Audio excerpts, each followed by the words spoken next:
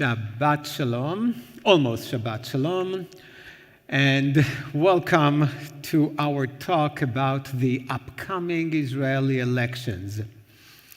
This week, it's spring breaks, at least for some of us, and Gali and I stayed home with only 1/3 of our children, our beloved middle child, so we decided to turn every evening into a movie night.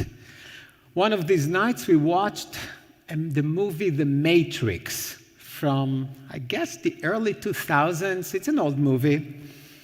But there was a scene in the movie in which the main character had a feeling of déjà vu. And when he mentioned it to the others, they were all really alarmed and scared and said, "What's wrong with déjà vu?" And they answered that déjà vu often is an indication that there is a bug or a glitch in the system. And I think it describes the situation in Israel perfectly. These are the 4 elections in 2 years. Certainly a bad feeling of déjà vu. I feel only a few months ago I stood here to give a similar talk about the election. This one, of course, will be different because this election is different. But just try to imagine 4 elections in 2 years.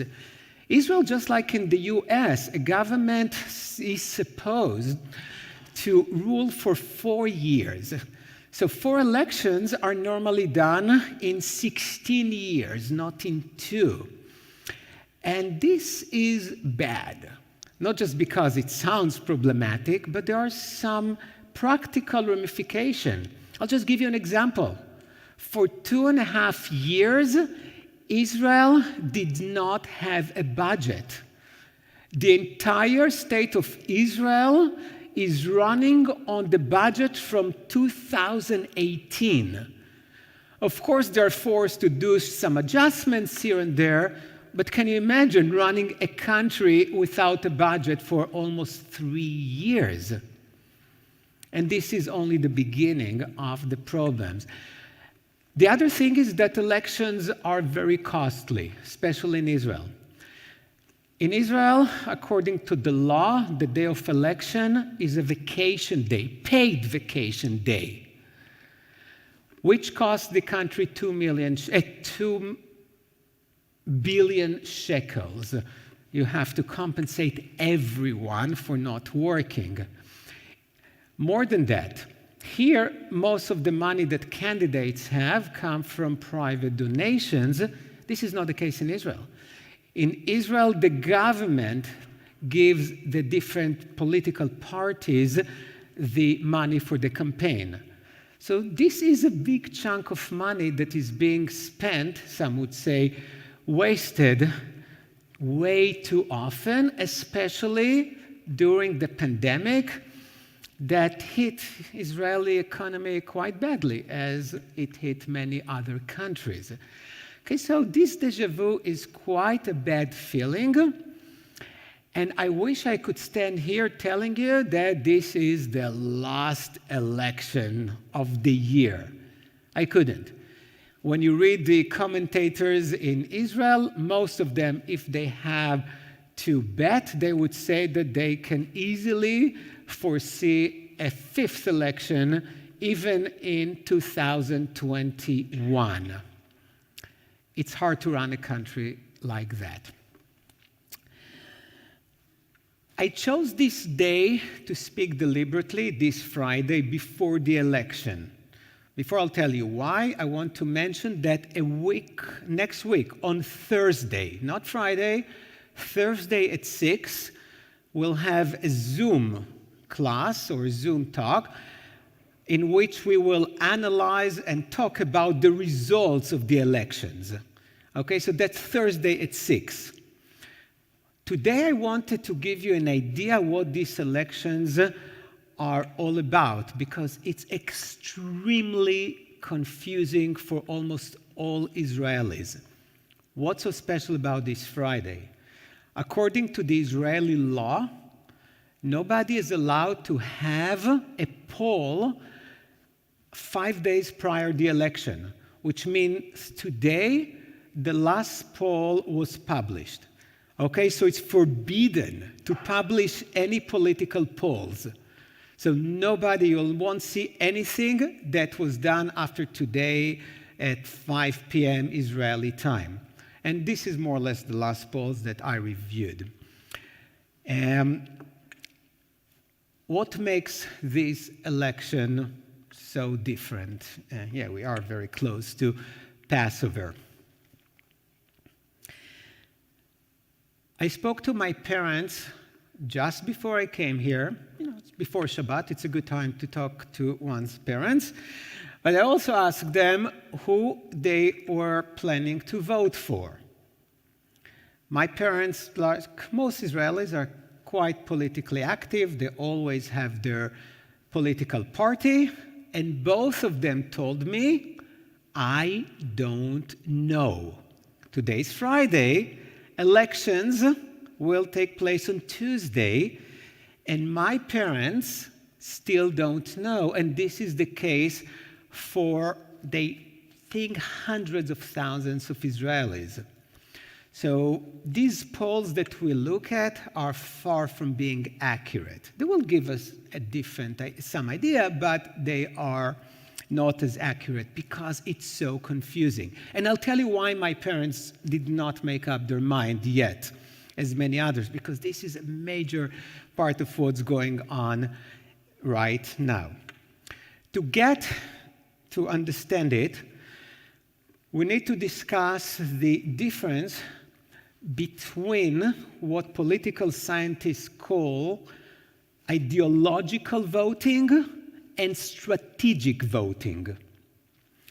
Ideological voting is what we normally see here in the US. We had elections, we had 2 candidates. You like Biden, you vote Biden. You like Trump, you vote Trump. Very easy, right? That's not necessarily the case in Israel when you have to be more strategic. And a good way to illustrate it is think about the primaries in the US. We had primaries only for the Democratic Party this year, so I'll use it, actually it was last year technically, but I'll use them as an example. Let's assume that you are a big fan of Bernie Sanders. He embodies your ethics, your agenda, everything about him. His sense of fashion is exactly identical to yours. But at the same time, you know that if Bernie Sanders runs against Donald Trump, he may lose. The only person who can defeat Donald Trump would be Joe Biden. You really don't like Biden. You don't trust Biden. His politics are different than yours. But it's more important for you that the Democratic Party will win the election. So what do? You end up voting for Joe Biden, who is not your favorite candidate, and not for Bernie Sanders, because you are afraid that Bernie Sanders will lose the election to Donald Trump. Okay, this is strategic voting. Okay, that when you don't vote to the candidate you like, but to the candidate who has better chances to bring about the result that you want to see. Okay, this is very important. Now, the case in Israel is similar, yet 10 times more complicated. Because in Israel, we don't have 2 parties. We have 31 parties running for this election. Okay? So, number is one thing. Number 2, there is what is called the electoral threshold. Threshold, which means in Israel there are 120 members of the Knesset, right? And each one of them belongs to a different party.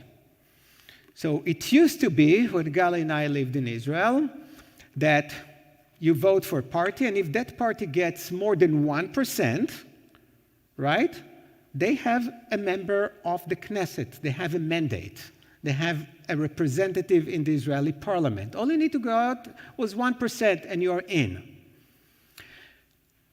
For a reason that I may mention later, they change it from 1% to 3.25%, which means that if your party gets less than 3.25%, okay, which translates more or less to 4 members of the Knesset, what happens to these votes, which are over 100,000 votes? Think about Israel, a country with 9 million, so 100,000 is a lot.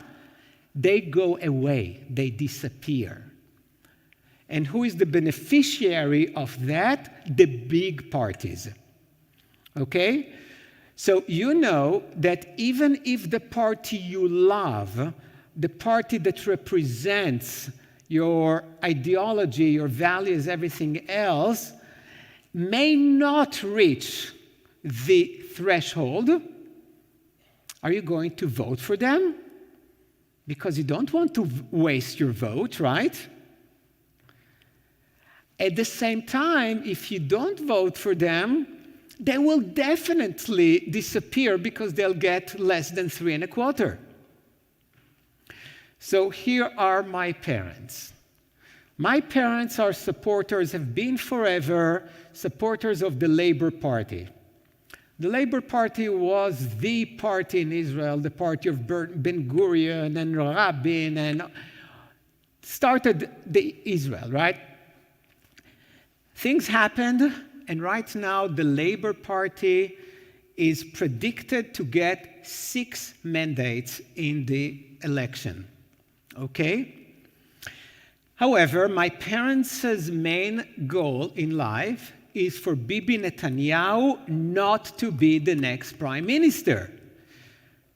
If they vote for the Labor Party, the Labor Party may get 7 instead of 6.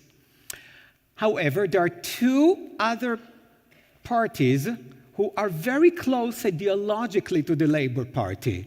I will talk more about them specifically, but one is blue and white and the other one is Meretz. They almost have 4 mandates, okay? So the polls give them very close to this 3.25%. But if they don't get the 3.25%, they will go away. So my parents are thinking maybe we should vote for them because it's not going to hurt the Labor Party too much and it will keep them alive.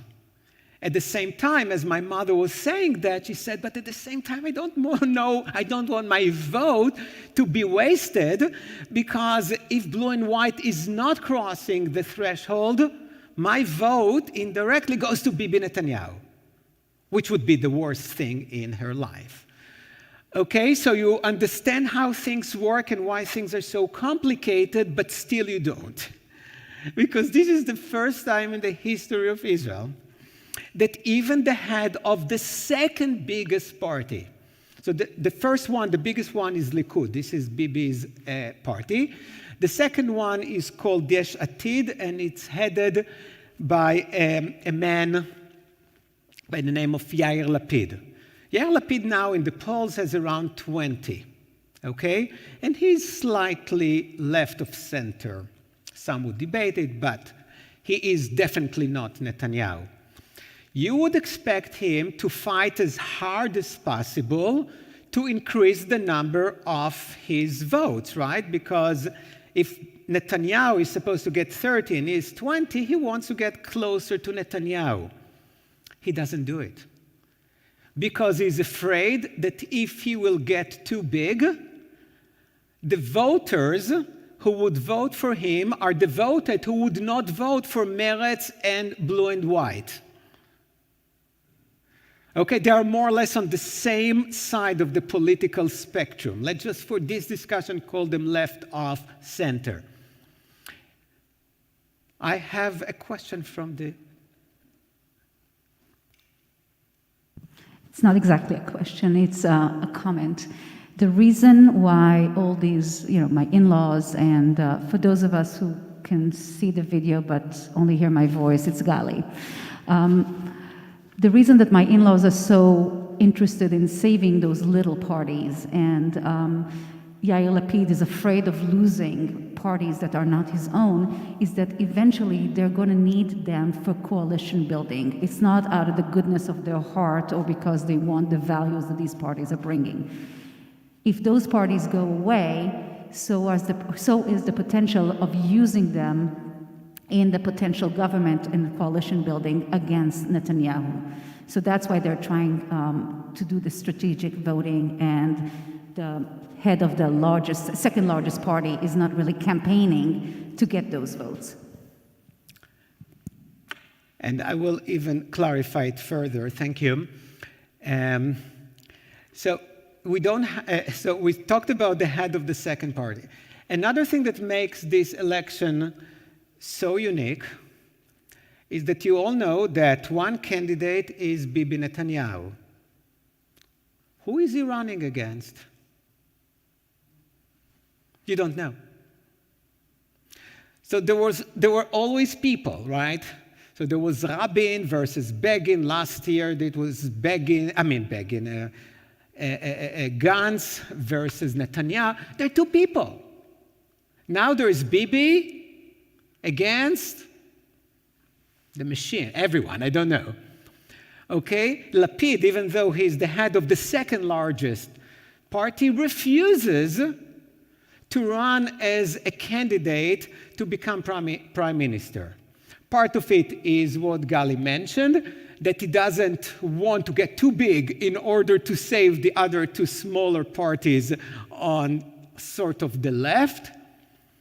And he has some other strategies. We'll see if they're right or wrong. But can you imagine an election with really one candidate who runs? And Netanyahu is a little bit confused too, because as much criticism that people have about him, and most of it is justified, he's probably the best politician that Israel ever had in terms of experience and the knowledge of how to run an election, and he knows how to run against someone. And there's no someone. So he's somewhat confused too, because all his regular tactics are not working exactly as he was expecting. Another thing important about this election. So when you read commentaries and from outside of Israel and in Israel, and even I did it because it's almost impossible to avoid it, you still use the spectrum of right and left, because that's the way that we think, that's the way that we're familiar with, and it makes life easier. However, this election is really not about right or left. This election is only about one thing, and only one thing. Yes, Bibi, no Bibi.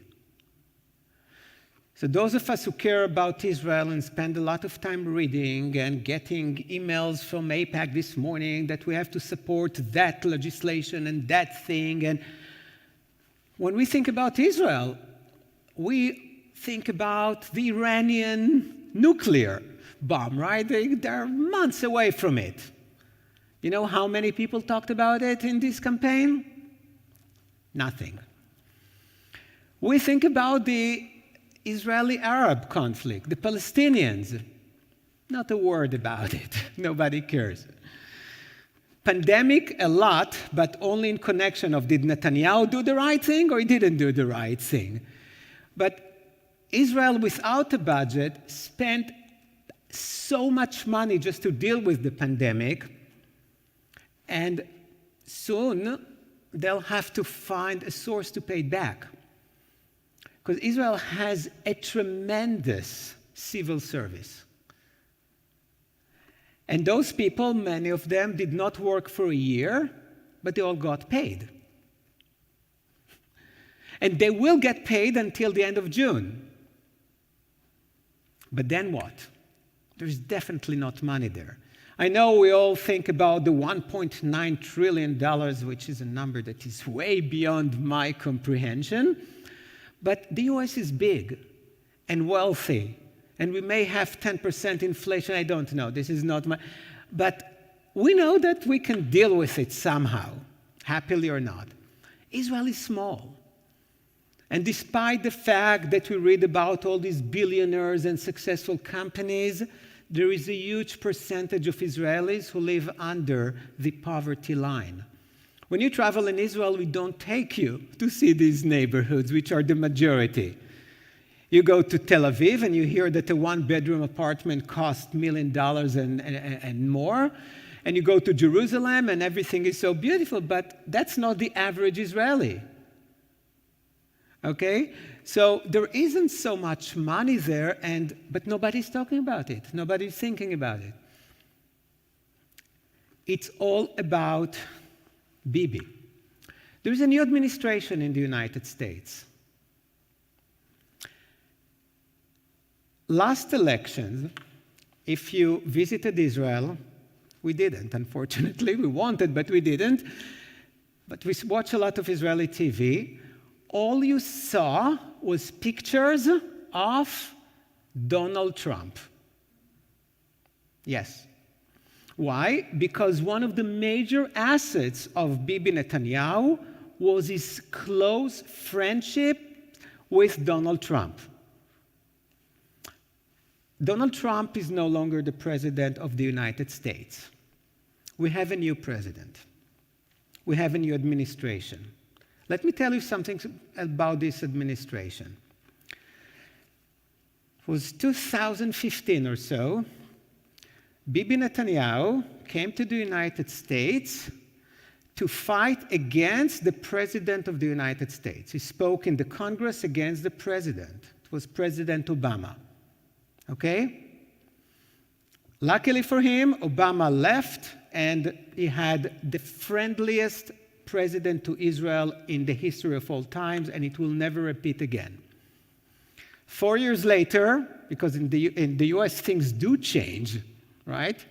Politicians do have term limits and elections, but unlike in Israel when it comes to Bibi, more or less the same people with whom Bibi picked a fight in 2015. So Biden was vice president, of course now he's the president, and Jack Sullivan, and the whole group that were there during the Obama administration are now back just in higher positions. Okay? So now there are the foreign secretary of state. We're going to have a problem. I'm not saying that Biden will be bad to Israel. Please don't take it like that. But I can tell you for sure that Biden is not going to be very friendly towards Bibi. And he already made one small symbolic gesture. When Trump was elected, one of the first leaders he called was Bibi Netanyahu. Biden waited 23 days before he called Bibi. People ridiculed Bibi in Israel. They were counting the days. There were many jokes about it. But Biden made the point. You're important to us. We have a lot in common. I'm still committed to all the agreements. I'll give you your $4 billion a year and all that. But I don't see you as a personal friend.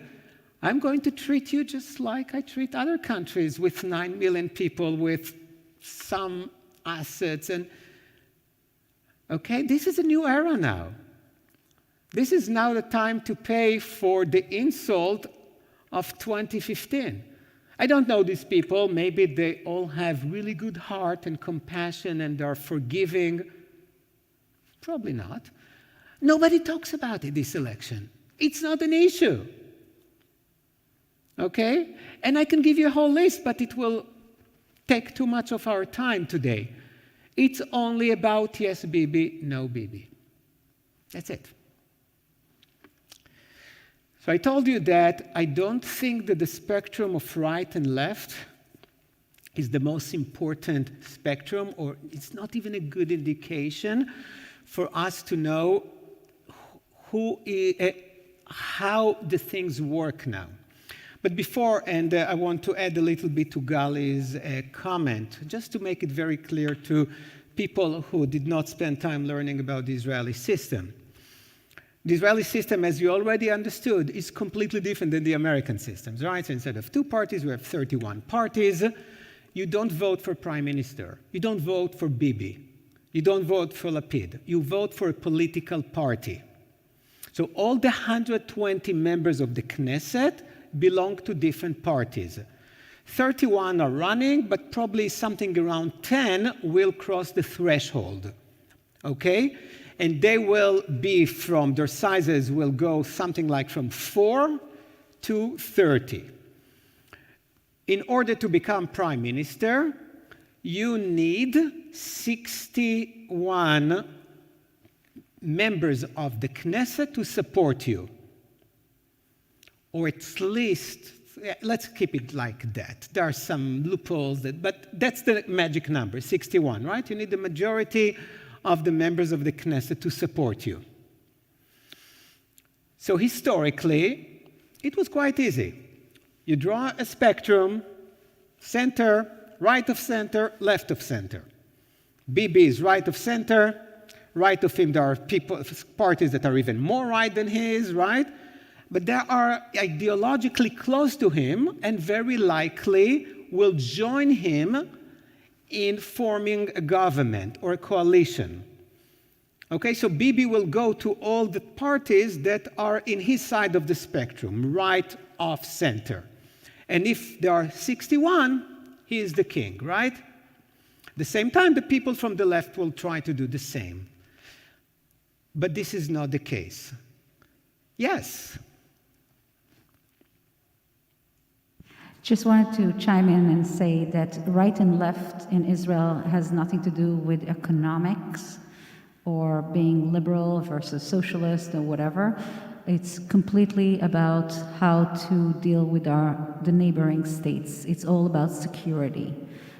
So that's the right and left traditionally. Traditionally. It's a confusing right and left. But let's stay with this definition because it's helpful, and this is the way that people look at it. So again, traditionally, right and left. The problem is that when you just look at the parties, you see that many of them are right of center. They can easily be 70, 80 members of the Knesset forming a coalition. Why don't they? Because many of them hate Bibi. So when you look at their platform, when you look at their ideology, you could not tell the difference between 4, more or less, of these parties and the Likud party, Bibi's party. The only difference is really they hate Bibi. And why? Because they used to be best friends. I will mention it in a few minutes. Okay?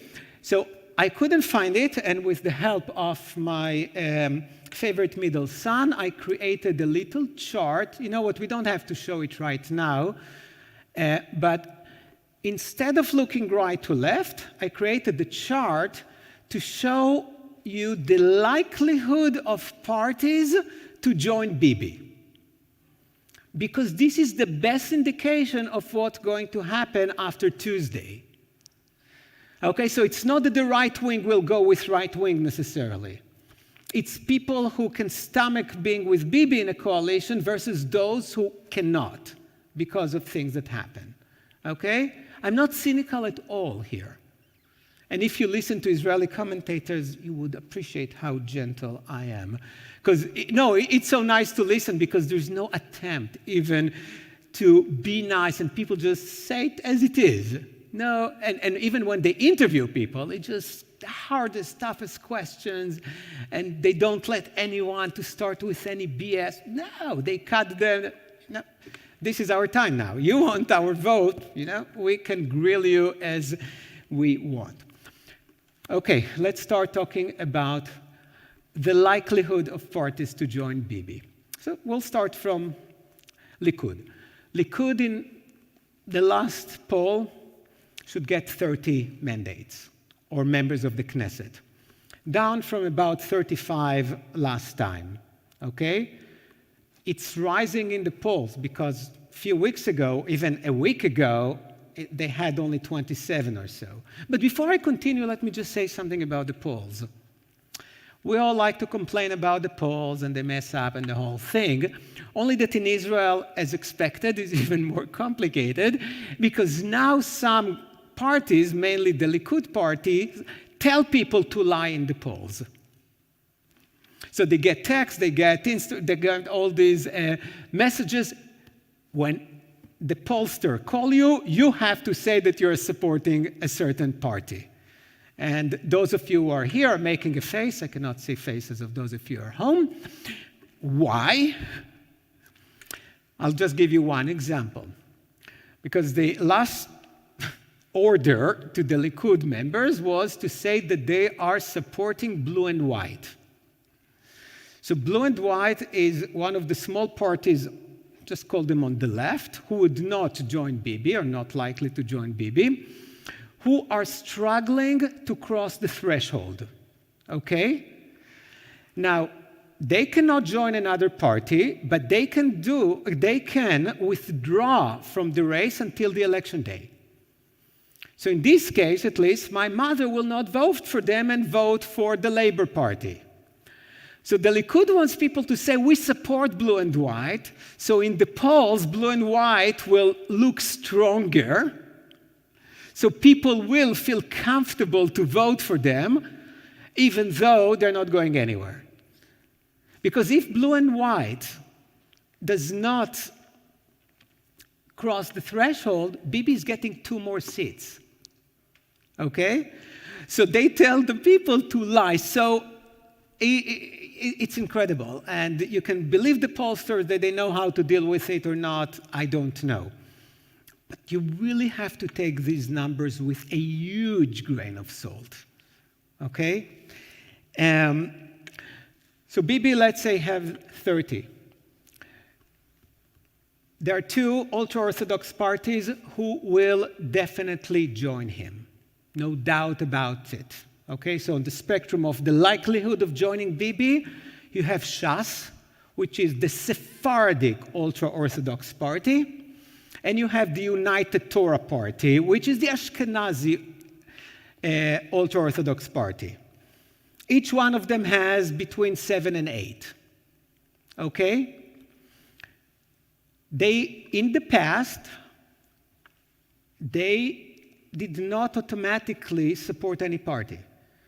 Their message was, whoever gives us more, we will join and help them to form a government.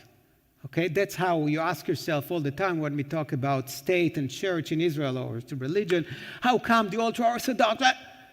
Because they always were the kingmakers. They did not have any important ideology when it comes, as Gali said, to the Palestinian issue. Said, whoever gives us more, we will support. But many things happen in the Israeli society. Now they cannot join any party that is left of center. They became very right-wing, politically. So they must join Bibi. They said they'll join Bibi. This is a done deal. Another party that I'll just call the extreme right, because parties in Israel change names every 5 minutes. So I can tell you the names, it means absolutely nothing. Instead of Likud, besides Likud and Labour, they really changed. And even in the past, Likud and the Labour Party changed names more than once, okay? But there is an extreme right-wing party that was formed by Bibi Netanyahu. You're like, what? He's good. He's really good. You can sense that he's not my favorite candidate, but he is good at what he's doing. And that's why he's been around for 20 years and 11 in a row, despite everything that is happening and all these failures and all these things and trials and corruption, and because he knows what he's doing. He's a real politician. There were 2 small right-wing parties. And Bibi knew what we all know, that neither of them will cross the threshold, right? Which means almost 4 members of the Knesset going bye-bye. Who is the winner? The left, right? So went to these parties and said, you must get together. I will help you. I'll do everything I can for you to unite. And they did. And together they have 4 members of the Knesset, at least in the polls.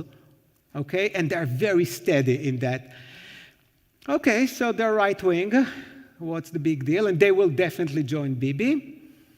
The problem is that one of them is even more extreme right. One of them has, the head of that faction, is a man by the name of Itamar Ben-Gvir, and he is the equivalent to white supremacist. And I don't say it lightly. Or as we say, as it's called in Israel, Jewish supremacy. He easily talks about transfer of Arabs, including Israeli Arabs. A reminder, 21% of the Israeli citizens are Arabs. 79% are Jews. I'm not talking about the Palestinians in Gaza. I'm not talking about the Palestinians in the West Bank. I'm talking about Israeli Arabs or Israeli Palestinians. Very important. So they are as citizens, and Gali and I. They have the same ID card, which we have in Israel. They have the same passport. Okay? So not only that, the biggest, more detested Jewish terrorist in the history of Israel was an American-born physician by the name of Baruch Goldstein. In 2004, Baruch Goldstein went to a mosque in Hebron with a gun that was given to him by the Israeli army and killed 29 people who were praying in a mosque. He got killed, okay, but 29, that's by far the largest. There were other people who did, Jews who attacked Arabs, that's not, but 29 in a mosque. And Itamar Ben-Gvir, until 2 weeks ago, had Goldstein's picture above his desk. And when it was revealed, he said, off.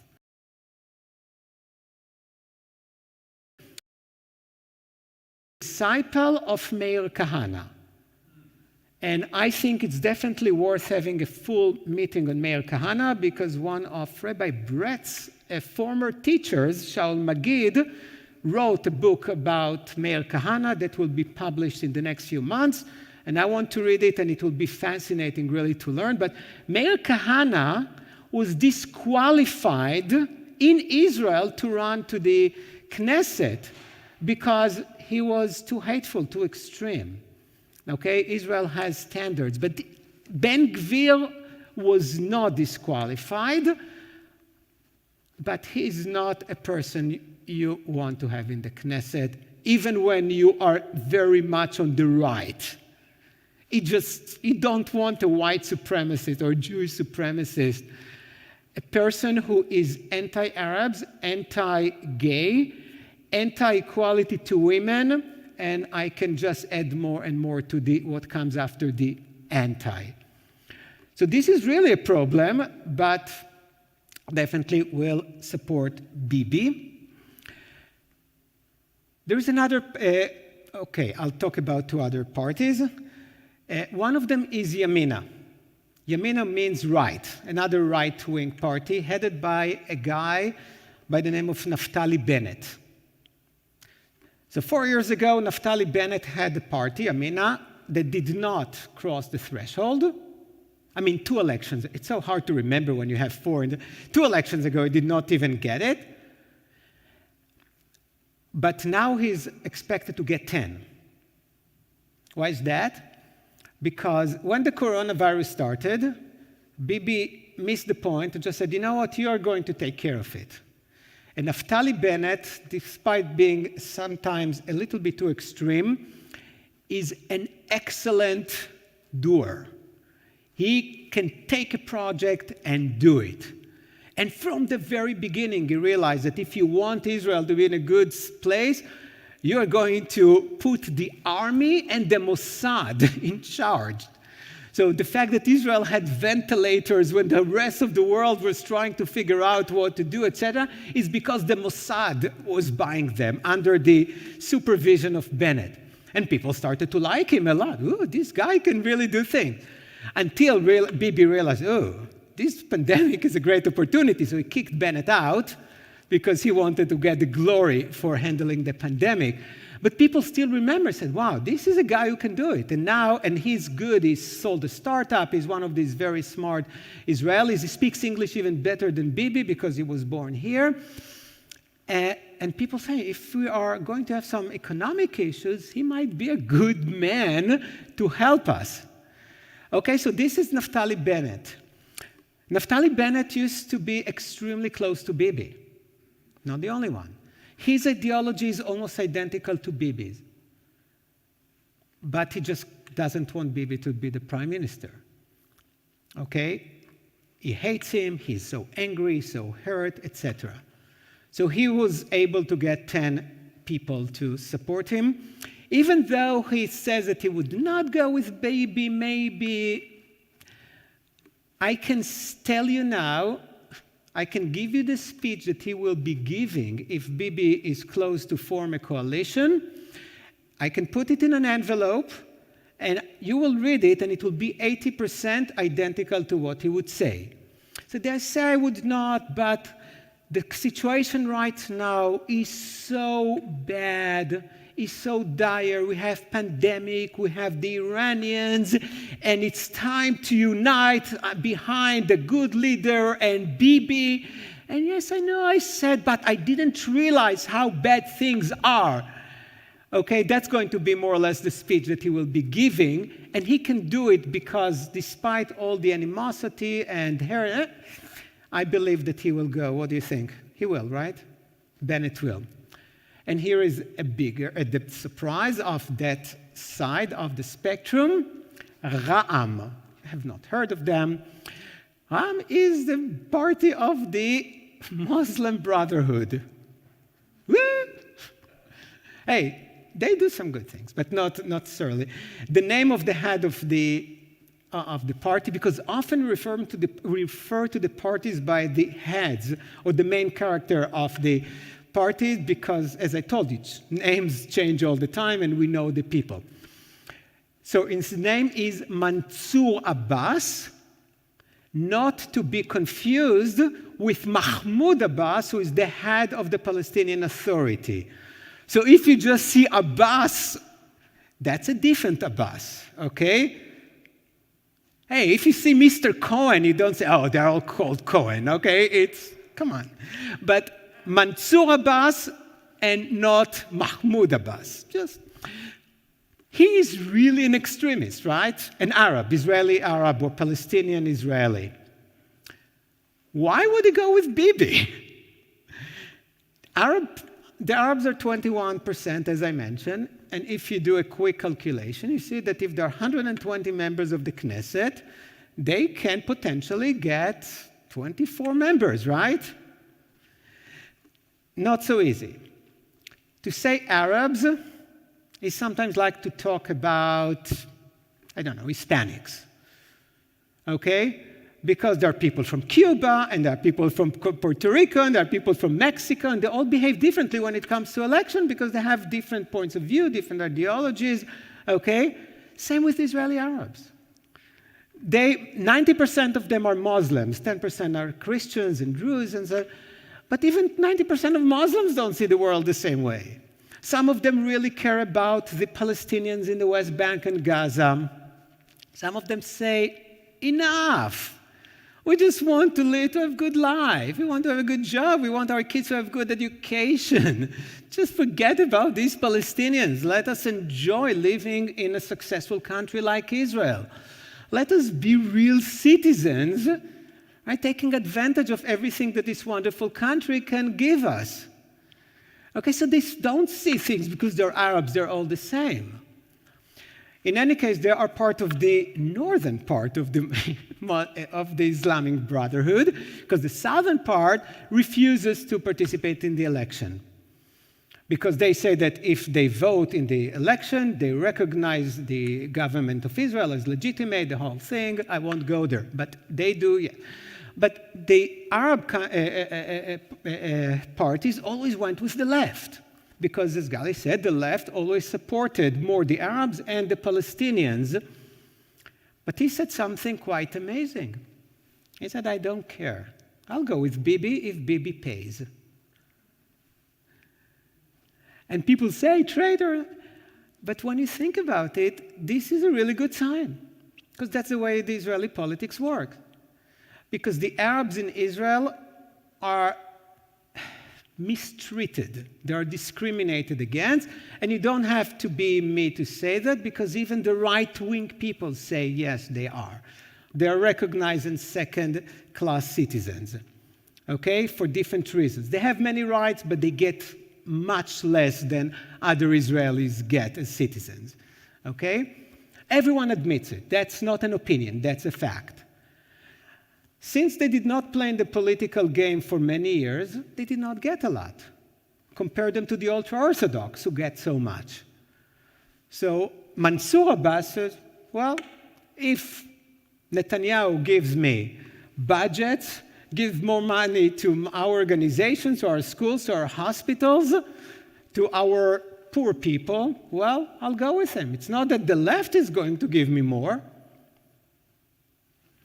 So this is one side of so he may go, okay? Now, last election, the Arabs got 15 members, which was huge.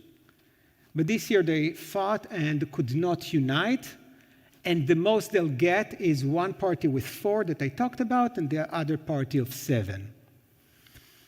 So this is the potential for Bibi to form a coalition. It's not likely that the Arabs will join him, not because they don't want, but for Bibi to form a coalition, he needs Bennett. And the likelihood that Bennett will sit with the Arabs are slim, because Bennett is even more on the right than Bibi. Okay, so it's hard to see that, but Israel surprised us more than once. Okay? But if without the 4 members of the Arab party, Bibi gets 60, 61, he will be the prime minister. Let's look at the other side now, or the anti-Bibi, or those who are less likely or definitely will not even talk to him. So the biggest one is Yesh Atid, the one that I mentioned before, headed by Yair Lapid. Yair Lapid is an interesting guy. And I have to admit that when he ran in the beginning to politics, into the election, he was successful. And I thought, and maybe you too, Gali, that he will survive for a few years, because many people started and had a good message, but then they disappeared very quickly. He was a TV star. He's a very handsome, very impressive man. He speaks beautifully, writes beautifully. He's a son of a very famous journalist who turned politician. His mother is a famous author. He's the real deal, at least as a person. He will not go with Bibi. No way. Last election, Lapid went with Benny Gantz and formed the party of blue and white. And they won 35, which was big. And they promised never to go with Bibi. The election came, saw the numbers. Benny Gantz said, I'm going with Bibi. Lapid said, no way. So they split blue and white. In order to get the support of blue and white, Bibi promised Gantz, and Gantz is a serious man. He was the chief of staff of Israel. He is considered, even by people who don't like him, to be a very ethical, good, smart man. We'll see how smart he was, because Bibi promised him that if he would support him, they will have a rotation. So Bibi will be the prime minister for a year and a half, and Gantz will be prime minister for a year and a half. There is only one person in the entire state of Israel, including babies and dead people, who believed that Bibi would let Gantz become the prime minister. And that person was Gantz. Nobody ever believed Bibi, because Bibi is known to lie. And by the way, that's part of his appeal. A lot of his supporters love it about him. Okay? And I remember reading and seeing things, and they said, Benny, that's Benny Gantz. And in Israel, you don't go Mr. Gantz. You go, Benny, what are you doing? He's going to cheat. He's never going to let you. And Gantz, and I really believe he meant it. I can be cynical, but not here. He said, we have a pandemic to deal with. We have to unite. We need a strong government. This is not an ordinary time. We must do it. Well, he was the head of a party of 35 members, and now he is struggling to cross the threshold because Israelis don't forgive or forget. They're really angry. So they may appreciate him and what he did for Israel as a general and that whole thing, but if you're so stupid to do what you did last time, we don't want you to be our leader. Right? Some people like to say he's not a real politician. That's true. I want politicians to be my leaders. That's their job. Okay? So Gantz may or may not go with Bibi. He said no. He said that he learned his lesson. There is a good likelihood that he would not even cross the threshold, so there is no issue. We don't know. Another interesting party is called Saar's party. Tikva Chadasha, New Hope. We really have beautiful names, right? New Hope. Saar was another guy who was really close to Bibi. Just like I mentioned Bennett already, he was a minister, he was a rising star in the Likud party. Now, there is a reason that Bibi had the Likud party for 20 years. Because when somebody shows any signs of becoming popular, Bibi kills them. Not literally, but politically humiliates them, normally demotes them, tries to get rid of them, because Bibi really doesn't want... Can you name one member of the Likud party that is not Bibi? Don't feel uneducated. Very few Israelis can name more than 4 or 5, because Bibi does not want to surround himself with capable people, because they might threaten him. So Saar was very popular. He did a good job. People loved him. And he left the Likud party, stayed out of politics for a while, and formed a party. In the beginning, the polls gave him 20 seats in the Knesset. Now he is around 10. He will not join Bibi. He promised many times. There's only one problem with Saar. Gali, I think, may disagree with me, but I listened to a full-hour interview with him, and I had to have 2 espressos during that interview, I swear. I couldn't keep my eyes open. He said the right things, but it sounded like a child who memorized an answer. It just did not, I couldn't. I know you had a better impression of him. I just could not. I did listen to it to the end because I had to prepare for this class and I wanted, but he's boring. I know that politicians don't need to be superstars, but I don't think he'll be a leader, but he will not join Bibi. Okay, quickly, who else is there? We have the Labour Party. Okay, the Labour Party, who used to be the greatest, the biggest, the best, now almost lost completely last time, but hardly across the threshold. Now they have a new head, a woman by the name of Merav Michaeli, a woman that Gali and I greatly appreciate. She's a no-nonsense person. She will never say anything because people want to hear it. Her main agenda, this is women's rights, which in Israel is a big issue, by the way, because we have a lot of very conservative groups, like the ultra-Orthodox, the Arabs, and she fights. She's one of the 3 politicians right now who started their career in the IDF's radio station. She's very bright, very smart, very capable, very honest, and my mother may vote for her. So she's solid. No way in the world she'll join Bibi. A little bit left of her is Meretz. Meretz used to be the Israeli left.